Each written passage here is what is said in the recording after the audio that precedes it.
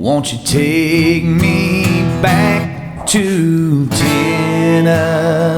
The award-winning Tennessee Wildcast is on the air with the latest info about hunting, fishing, boating, wildlife watching, and all things outdoors. This episode is brought to you by GSM Outdoors, whose vision is to preserve the sportsman's legacy, fuel innovation, and enable the next generation of outdoor enthusiasts. Think outside. That's where you'll find us. Now, make welcome your host, Jason Harmon. Hello, everybody, and welcome to this edition of Tennessee Wildcast. We're glad you're tuning in. Thanks for watching. Thanks for listening. We got an awesome show lined up for you today. We sure do. Mr. Don King is helping me co-host. Yeah, Jason.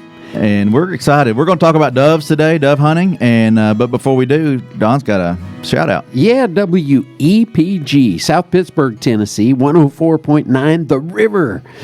Saturday mornings at 7:30 you can hear us, and Sunday mornings at 5:30 a.m. So awesome. Anyway, we appreciate WPG 104.9 and all our other radio partners as well. Yes, sir. We appreciate our radio partners.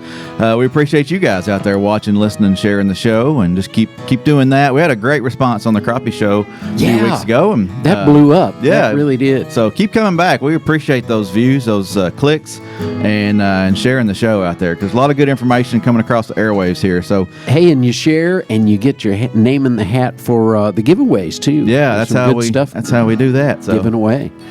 Keep engaging with us. Now, the Wildlife Conservation Raffle is in full head of steam, or whatever, however you'd say that, but it's rolling right now. And if you go to wildliferaffle.com, that's how you buy your tickets. And there's only, I don't know, roughly a month left or so. So go get your tickets for that, wildliferaffle.com. That definitely supports our agency through our foundation. Yes, through the foundation. They host that, and the $50,000 Ford voucher is available. The Camus boat. Camus boat is available. There's a camper involved. There's hunting trips. There's all kinds of fun stuff. Yeah. Check it out. Check that out. So, hey, we got Jason Cruz with us today. We've had him on a show previously, and he's back with us again. He's with Mossberg and Wild and Kingdom, and we covered a lot of that last week, or the last time, but touch on Wild and Kingdom real quick, Jason, and share with folks what that is. It's a new show out that you do, and remind people what that is, and then we'll dive into some dove hunting. Yeah, it's Wild and Kingdom was started. It was started as a kind of a response to, honestly, everything I've done. Well, with Mossberg, it's not faith based. It's just great old Mossberg, and I love it. Mm-hmm. But this is a faith based project, Wild and Kingdom, and a guy named Greg Driver and I started it together, and it's about biblical manhood. And I think in today's world, when we were all growing up, we had men we could aspire to be. We understood what a man looked like, and the narrative has just changed in today's culture. In fact, I would go so far as to say what we would call in our world biblical models of manhood are just attacked all the time as prehistoric or wrong,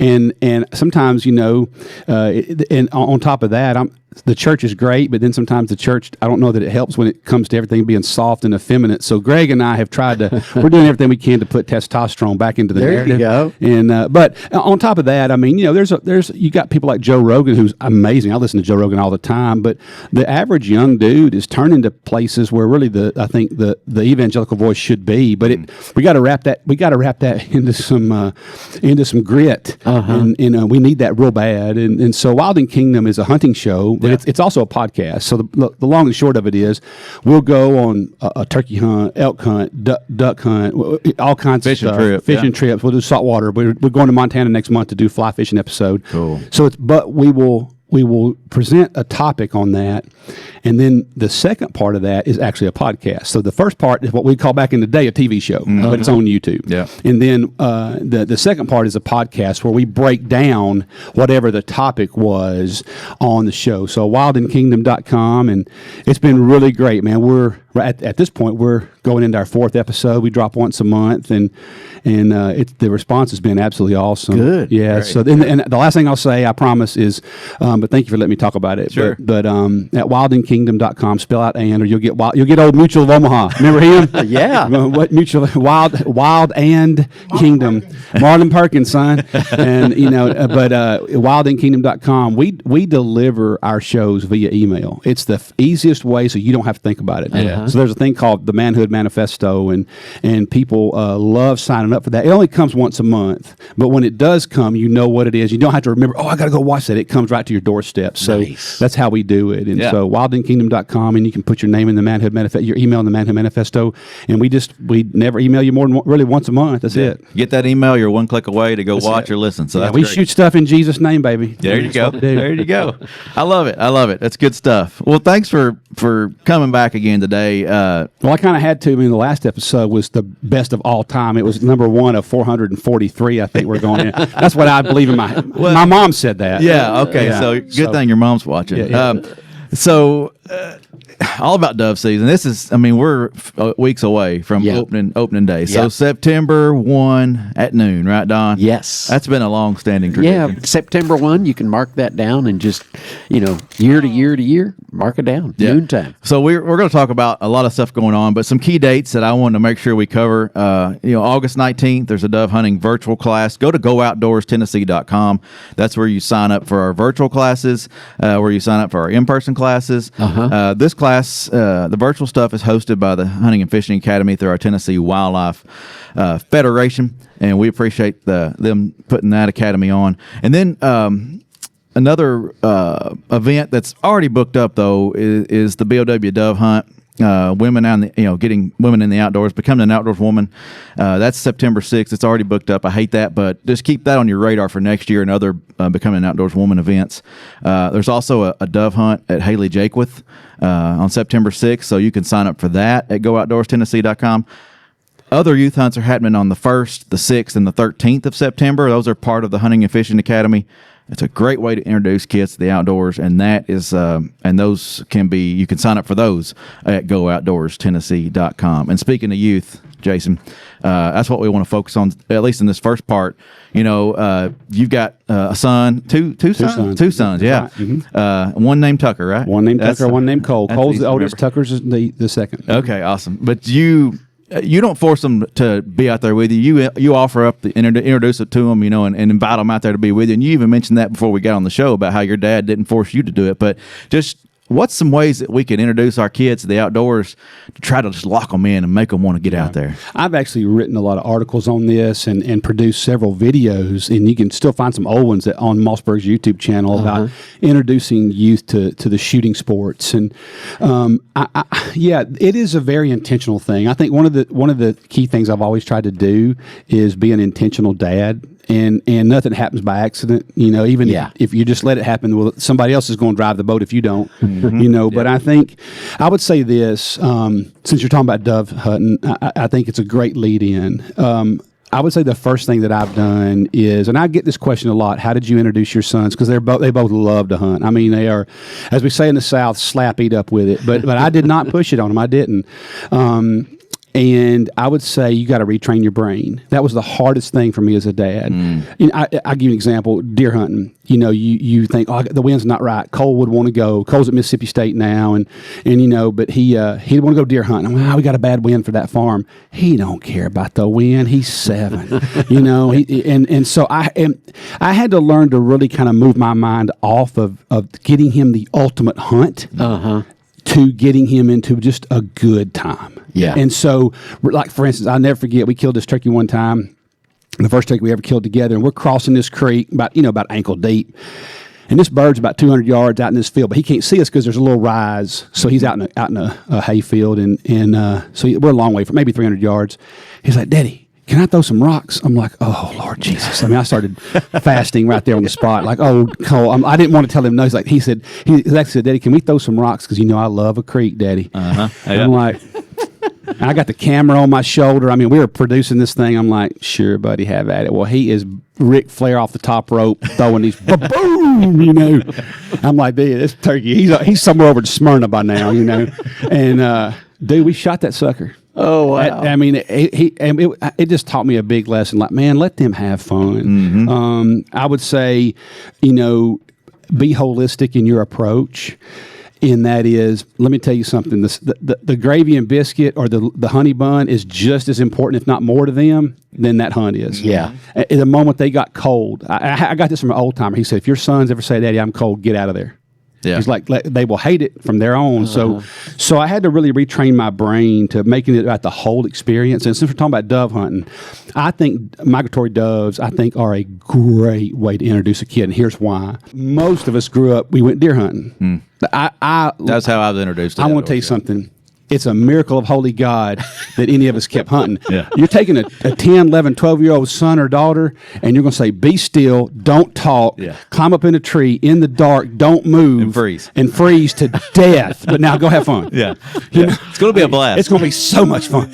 So dove hunting is great because they can sit on a cooler and get a Coke and eat a pack of nabs or something, or they can talk, get up, move around. Who cares? It's social. It's the golf of hunting. Yeah. Because I will say this to anybody listening: those first couple of experiences, hunting or fishing, that will shape their perspective and the narrative in their head from then on. Yeah. Hey, how many times you met somebody that said, I don't like wild game? Well, tell me what you've had. Deer meat. I'm like, well, you picked the hardest thing in the world to cook. Yeah. And there's a million species to eat.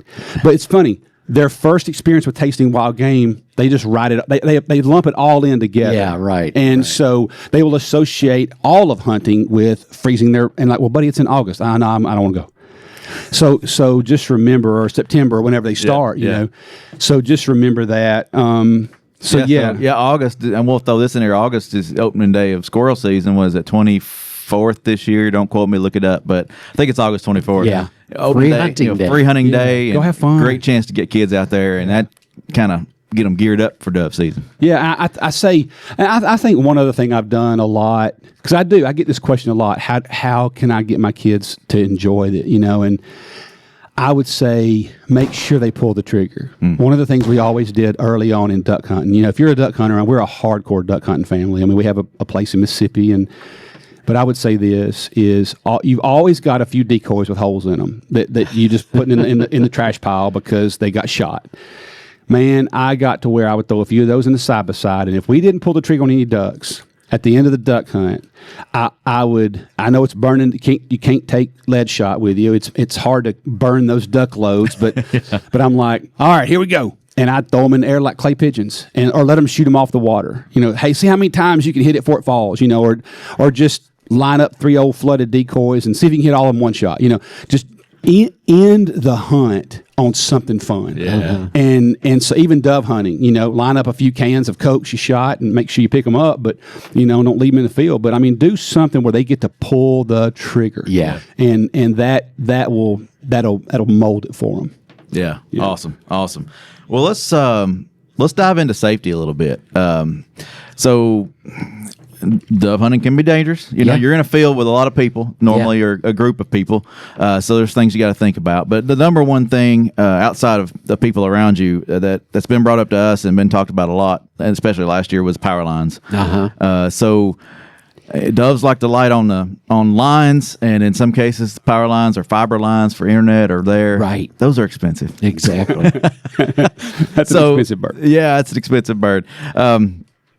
And last year we put together a video about safe hunting near power lines. That's the title of it, right, Don? Yes.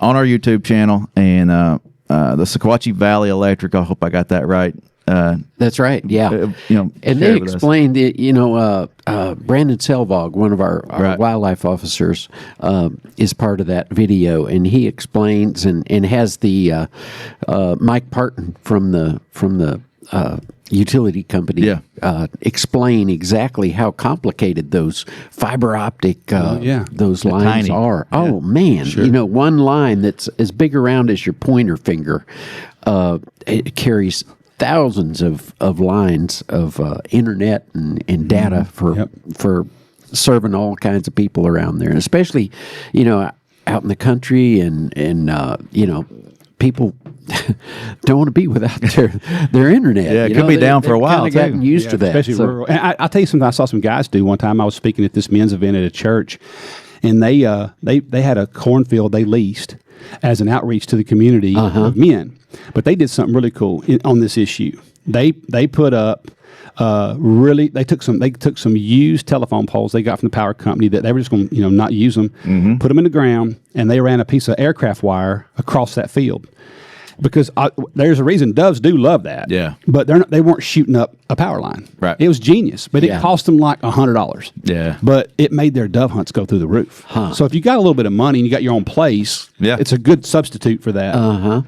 So put your own lines up. Don't shoot the electric company lines. Another safety thing is shot swing, and you may be able to speak on this, Jason. But avoid low birds and be careful about your shot spray. What's the tips? You got any tips there to help? I tell you what I did because duck hunting is the same thing. My boys grew up duck hunting, and so here's what I did with my sons. And I think it's even though they start off Mossberg pump or something they could hold. We had a rule was one and done. I put one. I don't care if the gun can't hold 3 shells. It was one shot because it was over. I didn't have to worry about them cycling a shell. And after we went to a one and done, we went to an over and under. And then from over and under, then they stepped up to a semi. But the one and done is genius. And not I had an old dad tell me that. He said, "Hey, put one shot in because they're having to move that swing. That was what he said. They're swinging that barrel." And I never forgot that. That was 20-something years ago. But one and done is a great way. If your kids have never been hunting, and always, the other thing I would say is if you're taking your kid hunting, forget about you hunting. Like you need to be like fishing. You need to be fishing too. From a safety perspective. You need to be within inside of an arm where you can take control of that firearm immediately. So you need to be able to grab that barrel. Whatever you need to do, you need to be right beside them. And let's don't forget ear protection. That my gosh, that is if you want to talk about getting your kid to not hunt. That recoil sensitivity. Recoil doesn't hurt them. I taught my boys it doesn't hurt you. It's just loud. But if you don't wear ear protection, I can't tell you the number of guys I duck hunt with that are 50 years and older that cannot hear anymore. Because we didn't grow up like that. You didn't even know to. But now, man, there's just no excuse not to have ear protection. That's a good tip. That's one I hadn't written down there. That's good. Ear protection. I do it, but I don't really think about it. And you can get those Walker game ears or whatever company you like, and you can turn it on where they ain't got to scream at each other. You can turn it on real slow. But I'm telling you, it helps them enjoy the hunt. But I think a big issue with safety is if you're taking your son or daughter to a dove hunt, I didn't even carry a gun a lot of times. Like it's about them. It helped me make it about them. Yeah, definitely. And do that. And take your little Debbies and take your treats and stuff. Little Debbies keep them happy. Is as essential as a box of Dove loads. I'm gonna tell you what. But on the spray and the swing pattern. I mean, even in Hunter Ed, they talk about this is my section here. You don't swing past here and swing past there. So have that what we call my boys. We had the invisible cone. Yeah, there you go. You had first base and third base, and you shoot between first and third. Whatever. That's a good visual. I like that. Yeah. And then your first and third's over here, son. Or that's daughter or whatever. That's right. So, perfect. And one other thing that I wanted to dive into on safety, Don. You brought this up earlier, but before the show, tick spray and tick-borne illnesses and things like that. I'm really looking forward to hearing what Jason has to say about this because I was a victim of the tick-borne illness. A few years ago, and every now and then it'll kind of resurge a little bit, but it's one of those things that can be really, really hazardous, and you just got to be aware of it. And for one thing, even after you are exposed to it and something comes up and you're not feeling right, you're not feeling right. You can't put your finger on what it is. A lot of doctors don't know. They don't know Most what to doctors look for. do not. They misrepresented it. They misdiagnosed it as lupus. I was really lucky in that I had a nurse practitioner who saw me early on and diagnosed me and said, "Hey, doxycycline, 30 days. Oh man, Doxy, good to go." Boy, she knew it. Yeah. So, wow, you were blessed because most don't know about Doxy and 30 days, not 2 weeks. So I've had 4 different friends that in their late 30s None of them are related. They don't know each other, all in different states, that are now permanently disabled because of Lyme disease. And they got it on deer hunts. Two were on deer hunts and 2 were on turkey hunts. And when I saw what that did to them, one of my friends he was a pilot, and FAA grounded him. And he said, I agreed with it. They needed to ground me. He said, my short-term memory was shot. I mean, it took him out of a career, man. I mean, but, so I use Sawyer. I mean, I don't get paid to say that. I mean, I obviously do have endorsement deals, but Sawyer's great. And it's Promethean, or it's depending on how you say that, but Permethrin or whatever. But anyway, man, I spray in turkey season every week. And that says it's a 2-week spray, but I spray every week. And my socks, I spray my vest. I spray the inside of my truck.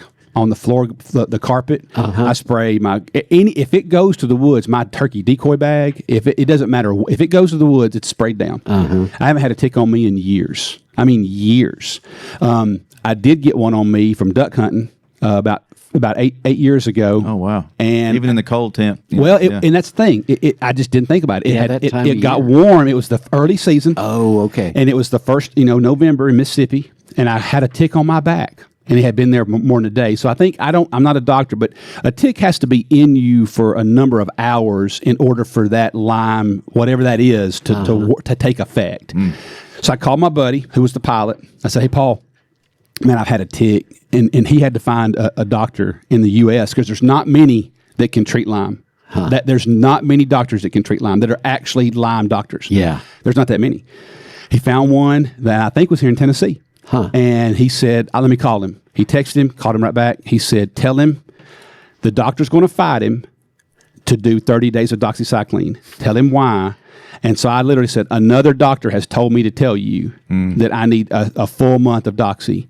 He said, go ahead and do it on the assumption that tick had Lyme in it. Yeah. And I never got it. Yeah. Yeah. Mm-hmm. Well, that's a good tip. I mean, that's one that I don't think about very much. And yeah. So spray yourself down. It can ruin your everything. life. Yeah. I mean, I have watched 4 different friends. It has literally altered the course of their family history. Yeah. We've done a wildcast about ticks in a while back. Go watch it. Yeah. Yeah. Can't remember the talking number. about all the variety of ticks that there are. Mm-hmm. And you mentioned something that I don't think people realize.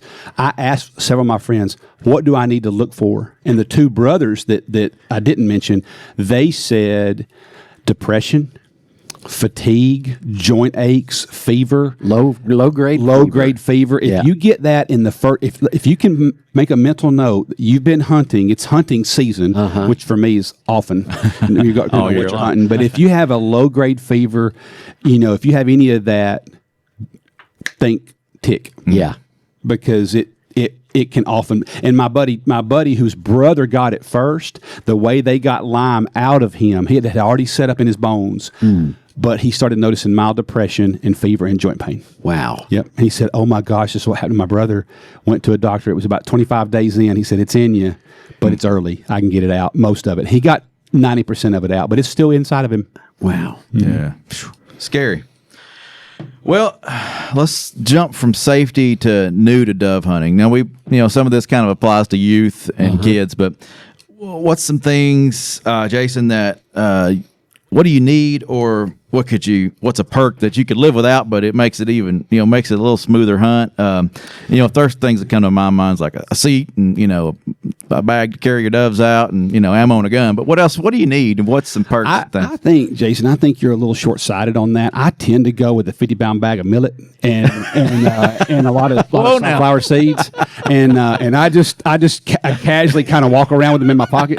I think y'all are, there's a spot on our website that talks about what's legal. 1-800 poaching and what the Fed's going to say about that. Yeah, what prison term relates to that. I am standing in the middle of Game Warden Central right now, but I always tell my boys, well, it ain't illegal if you don't get caught. And but that is so wrong. My wife hates it. I was like, I'm just joking. My gosh, no, I think that's a good point. Something to sit on. Shade. Yeah. Man, if you don't, if I'm dove hunting, I don't care if they're flying by me or not, especially with a kid. Oh man, don't sit them out there in the middle of a cornfield. Okay. They're going to roast. Yeah. You know, man, if you have to do anything you can to put them in the shade, my stars. And you know what? Here's something else that I mean, I did not grow up like this, but you know, you went at 12 noon and you were literally watching the clock. Yeah. And some more Count her okay, down, here count we her go. down. You know, whatever.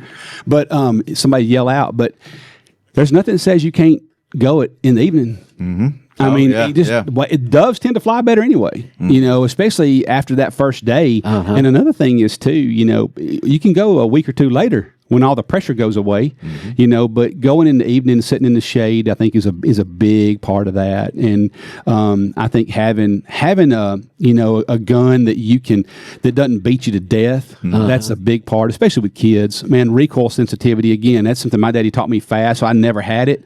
But just keeping those things in mind is, especially with all the sub-gauge guns now, you can get, man, my gosh, I'd say our Mossberg sub-gauge guns, people just, I was at the DU show a few weeks ago, and people just rave over the sub-gauges now. Okay. I mean, which, you know, we didn't grow up, we was 12-gauge. Yeah. It's only because they didn't have a 6-gauge, you know, I mean, but you know, now it's, sub-gauges are all the rage, and with the performance shells now and the ammo, man. I think one of the best days I've ever had dove hunting was with a 20 gauge. 100%. Yeah, it was just so much fun. Yeah.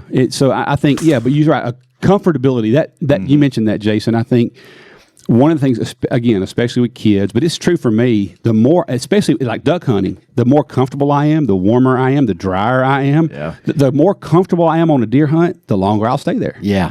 You know, so just think about comfortability.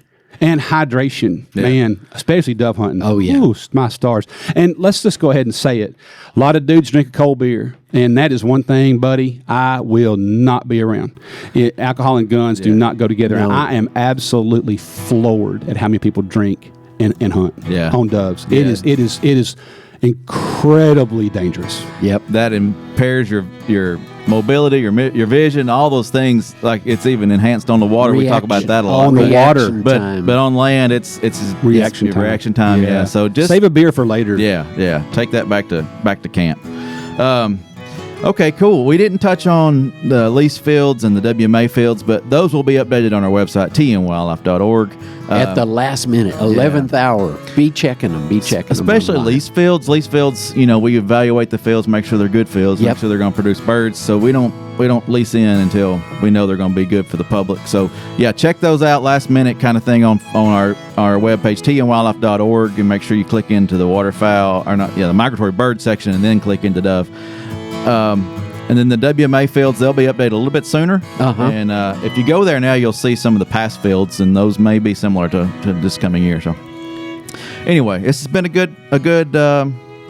Thanks, Jason. Oh, you bet. I love coming and seeing with you. It's always fun to hang out with y'all. Yeah. Welcome back, Jason. Yeah, thank you. I think we covered a lot of great stuff today, and we'll cover more down the road. Thanks for watching. Thanks for listening. Keep coming back. And Jason, we'll have you back sometime. I'll do it anytime you want me to. Awesome. All right. Thanks, Don. You bet. And like I said, thank you all for tuning in. This is Tennessee Wildcast. We'll see you next time. Stay connected with TWRA by visiting our website at tnwildlife.org. And follow us on Facebook, X, and Instagram. You can invest in Tennessee's wildlife future by purchasing a license at GoOutdoorsTennessee.com. That's GoOutdoorsTennessee.com.